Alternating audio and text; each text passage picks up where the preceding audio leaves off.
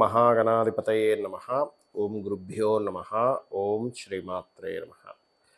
పరమేశ్వర స్వరూపమైనటువంటి జ్యోతిష, వాస్తు మరియు ఇతర అనేకమైనటువంటి శాస్త్రములను మనకు అందించినటువంటి మహర్షులకి నమస్కారం.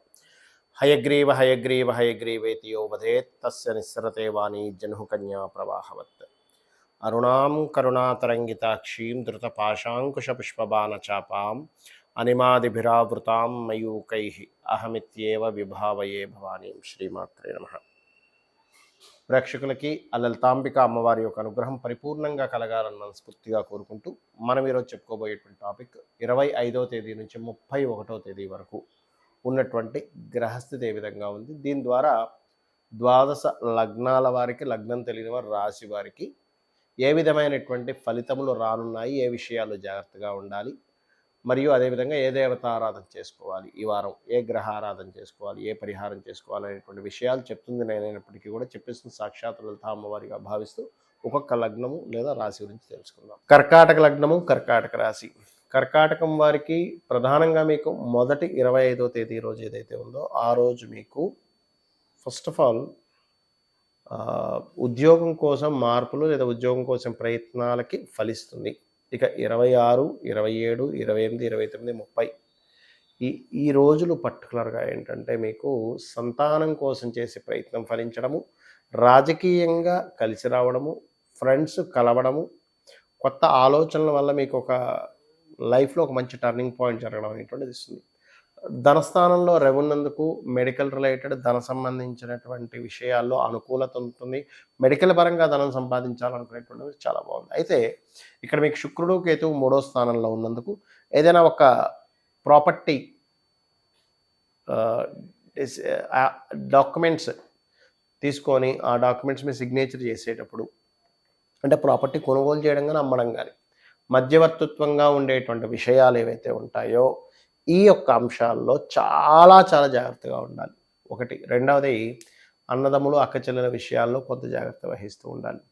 మూడో అంశం ఏమిటంటే ఇక్కడ వాహనాలు, ఎందుకంటే శుక్రుడు వాహనాలకు కారకుడు కాబట్టి వాహన సంబంధించినటువంటి విషయాల్లో కూడా చాలా చాలా కేర్గా ఉండాలి. ఇది వాహనాల మీద ప్రయాణం చేసేటప్పుడు, వాహనాల మీద వెళ్ళేటప్పుడు ఇటువంటి విషయాలు చాలా కేర్గా ఉండవలసినటువంటి పరిస్థితి చూపిస్తుంది. అదేవిధంగా మరొక విషయం ఏంటంటే ఇక్కడ ఈ కాంబినేషన్ పంచమ స్థానం బాగుంది అని చెప్పుకున్నాము, సంతాన యోగం కూడా కలుగుతుందని చెప్పుకున్నాము. అయితే ఈ అష్టమంలో ఉన్నటువంటి శని, అష్టమ శని యొక్క ప్రభావం తగ్గిస్తూ సప్తమంలోకి వస్తున్నాడు. దానివల్ల ఏంటంటే కొంచెం జీవిత భాగస్వామితో లేనట్లయితే పార్ట్నర్స్తో కొంతవరకు స్ట్రెస్ అనేటువంటిది ఎక్కువ ఇస్తూ ఉంటుంది. బట్ లాభంలో ఉండేటువంటి గురువు చాలా మటుకు సేవ్ చేస్తుంటాడు మీకు. అయితే మీరు ఓవరాల్గా మీరు చేయవలసినటువంటి దేవత ఆరాధన ఏమిటి అని చూసుకున్నట్లయితే ఫస్ట్ ఆఫ్ ఆల్ మీరు సుబ్రహ్మణ్యేశ్వర స్వామి ఆరాధన చేస్తూ నవగ్రహాల్లో శుక్రకేతు గ్రహాల దగ్గర దీపారాధన చేయండి. అన్ని విధాలా మీకు బాగుంటుంది. ముఖ్యంగా ఈ వార ఫలాల్లో చాలా జాగ్రత్తగా ఉండవలసినటువంటి అంశం చెప్పబోతున్నాయి ఈ వారం. ఏమిటది అంటే మనం ఇప్పటికే చూసాము, బంగ్లాదేశ్లో ఫలానా డాక్టర్ మీద జరిగినటువంటి ఘోరం అసలు తలుచుకుంటేనే చాలా బాధాకరమైనటువంటి విషయం. ఏమిటి అసలు మనం ఎక్కడున్నాము, ఏమిటి ఒక వైద్యురాలి మీద, అది కూడా ఎక్కడో ఏ అరణ్యంలోనో లేకపోతే ఏ దగ్గర ఎవరు కాపాడలేని స్థితిలో ఉన్న ప్రదేశంలో కూడా కాదు, అలాంటి ప్రదేశంలో జరగడం ఏంటంటే అంటే ఈ విషయం ఎందుకు చెప్తున్నానంటే నెక్స్ట్ శుక్రుడు నీచపడుతున్నాడు, శుక్రకేతువుల కలయిక ఉంది. సో ఇది మరింత జాగ్రత్తగా చూసుకోవాల్సిన అంశం. ఎందుకంటే శుక్రుడు నీచబడి కేతుతో ఉండడం వేరు, కుజుడు దృష్టి దాని మీద ఉండడం వేరు మళ్ళీ అగైన్.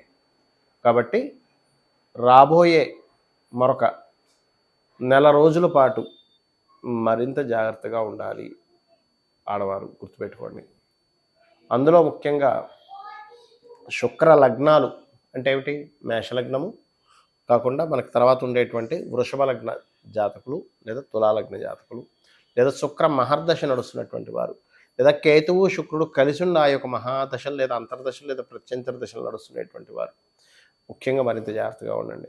మరియు కన్యాలగ్న జాతకులు కూడా కాస్త జాగ్రత్తగా ఉండండి. అంటే వీరు మాత్రమే అని కాదు, ఓవరాల్గా ఏంటంటే ఎప్పుడైనా మీరు కనుక ఎక్కువ ఇటువంటివి సంఘటనలు జరిగినటువంటివి తీసుకున్నట్లయితే సర్వసాధారణంగా అయితే మనకి ఇండియా మొత్తంలో ప్రతి 17 నిమిషాలకు ఒక కేసు నమోదవుతుందట. ప్రతి 17 నిమిషాలకి. అదేది బయటకు వచ్చిన వాళ్ళ పరిస్థితి. రావట్లేదంటే ప్రతి 4 నిమిషాలు కూడా జరుగుతుంది. మరి ప్రతి 4 నిమిషాలు కూడా జరుగుతుంది కదండీ! ఇదేమిటి అంటే ఇలాంటి సమయాల్లో ఇలాంటి గ్రహస్థితి ఉన్న సమయాలు ఘోరంగా జరుగుతాయి. ఇప్పుడు చూడండి, మొన్న మనం డాక్టర్ కేస్ గనక చూసుకున్నట్లయితే అది చాలా దారుణమైనటువంటి పరిస్థితులు జరిగేటువంటి సిట్యుయేషన్స్. ఇట్లాంటివి ఎక్కువ జరుగుతాయి.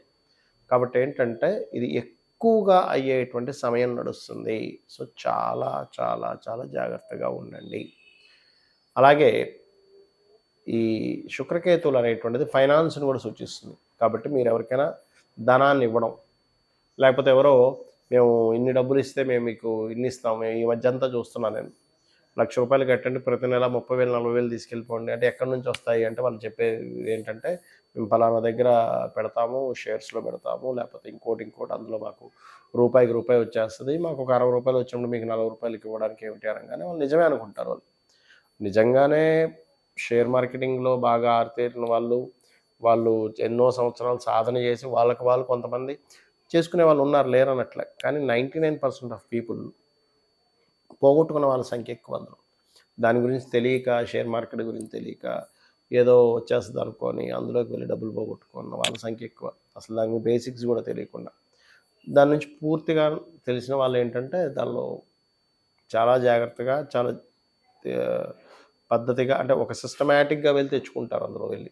దాన్ని షేర్ మార్కెటింగ్ ఎట్లా ప్లే చేయాలనేటువంటిది తెలుసు. కానీ నేను చెప్పేది ఒకటే, షేర్ మార్కెట్‌కి కారకుడైనటువంటి బుధుడు యొక్క రాశుల్లో శుక్రకేతువులు ఉన్నారు. ఇదేం చేస్తదంటే మొత్తం ప్రపంచవ్యాప్తంగా ఒక అప్ అండ్ డౌన్స్‌ని ఎక్కువగా ఇస్తది. ఇలా శుక్రకేతువులు కలిసి కన్యా రాశిలో ఉన్నప్పుడు ఆర్థిక మాంద్యాల మీద ఎక్కువ ప్రభావం చూపిస్తది. దేశాల మీద ఎక్కువ ప్రభావం చూపిస్తది. స్త్రీ మూలకంగా ఒక రకమైనటువంటి ఉద్యమాలు రావడం జరుగుతుంది. స్త్రీ మూలకంగా ఒక రకమైనటువంటి పరిస్థితులు ఏర్పడుతూ ఉంటాయి. అంటే శుక్రుడి యొక్క ప్రభావం అలా ఉంది. సో ఇది మీరు గుర్తుపెట్టుకోండి.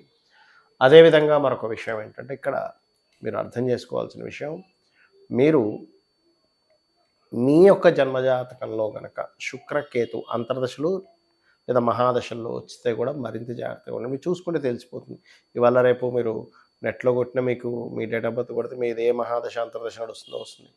అంతదాకేందుకు మీరు ప్లే స్టోర్‌లోకి వెళ్ళి ఆస్ట్రాలజీ అండ్ హోరోస్కోప్ అని ఒక యాప్ ఉంటుంది. దాన్ని డౌన్లోడ్ చేసుకొని దాంట్లో మీరు మీ డేట్ ఆఫ్ బర్త్ కొట్టేస్తే అందులో మీకు ఏ మహాదశ, ఏ అంతర్దశ నడుస్తుందో ఈజీగా వస్తుంది. అదంతా ఫ్రీ. కాబట్టి చూసుకోండి. ఒకవేళ అలా నడుస్తున్నటువంటి వారు నేను చెప్పేది ఒకటే, గణపతి లేదా అమ్మవారి ఆలయాలకు రెగ్యులర్‌గా వెళ్తూ ఉండండి ఈ నెల రోజుల పాటు. తర్వాత వెళ్ళొద్దని కాదు, ఇప్పుడు జాగ్రత్తగా ఉండాలని. స్త్రీని పొరపాటును కూడా ఒంటరిగా ఎక్కడ పంపించకండి. నిర్మానుష్యమైన ప్రదేశాలు నైట్ డ్యూటీస్ చేయాల్సిన పరిస్థితులు వచ్చినప్పుడు. ఇక్కడ నేను చెప్పేది స్త్రీల జాగ్రత్త ఒకటే అని కాదు, పురుషులు కూడా అవేర్‌నెస్ ఇవ్వగలగాలి మనం. అంటే ఏమిటంటే చిన్నప్పటి నుంచి పిల్లల్ని పెంచేటప్పుడు ఇది ఇట్లాంటి పనులకి మనం ఎప్పుడూ కూడా ఇది అవ్వకూడదని. అయితే కొంతమందికి ఈ జన్మజాతకంలో ఉన్మాద యోగాలను ఉంటాయి. అంటే ఉన్మాద స్థితిలోకి వెళ్ళిపోతారు. వాళ్ళ కోరిక ఇదనే కాదు, ధన సంబంధించిన విషయంలో ఉన్మాద స్థితి కనెక్ట్ అయితే ధనం విషయంలో ఏమైనా చేస్తాడు, మనిషిని చంపేస్తాడు. స్త్రీ విషయంలో అయితే స్త్రీ విషయంలో ఇట్లాంటివి పాటుపడతాడు. కబ్జాల విషయం అయితే కబ్జాల్లోకి వాడు మనుషులను చంపేస్తాడు. అట్లా ఉన్మాద స్థితి యోగాలు ఉంటాయి చిన్నపిల్లలకి. అలా ఉన్నప్పుడు చిన్నప్పటి నుంచే దీక్షలు తీసుకోవడం కానీ, లేకపోతే ఇంట్లో చండీ పారాయణం చేస్తూ ఉండడం కానీ, ఇంట్లో వాళ్ళందరూ ఆ వ్యక్తికి హనుమాన్ చాలీసా నేర్పించడం పిల్లలకి, లేదా సుబ్రహ్మణ్యేశ్వర స్వామి ఆరాధన నేర్పించడం చేస్తూ ఉంటే ఆ ఉన్మాద యోగం, లేదా శివార్చన నేర్పించడం, ఇవి చేస్తూ ఉంటే ఆ ఉన్మాద యోగాలు తగ్గుతాయి ఫస్ట్ ఆఫ్ ఆల్. ఇక ఒకటే, మీ యొక్క జన్మజాతకం ముఖ్యంగా చూసుకోవాలి. గోచార ఫలితం అనేటువంటిది ఏదైతే ఉందో అది ఇప్పుడున్న ప్రస్తుత పరిస్థితులు ఇలా ఉన్నాయి కాబట్టి ఇలా మెదలండి అని చెప్పేటువంటి అంశము.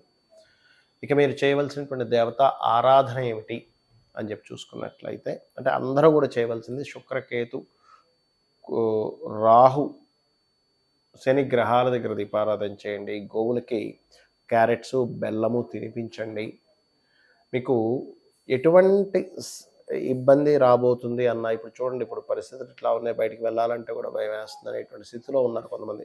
నాకు నిన్న ఒకరు ఫోన్ చేసి, సార్ అక్కడ అట్లా జరిగిందని, హైదరాబాద్లో ఉన్న ఒక అమ్మాయి ఫోన్ చేశారు, నాకు భయం వేస్తుంది సార్ అక్కడ అలా జరిగిందంటే. నేను ధైర్యం చెప్పాను.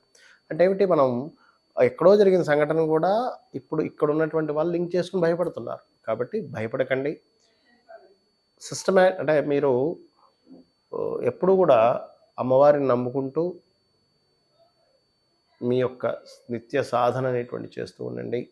ఈ నెల రోజులు మాత్రం కాస్త జాగ్రత్తగా ఉండండి. శ్రీమాత్రే నమః.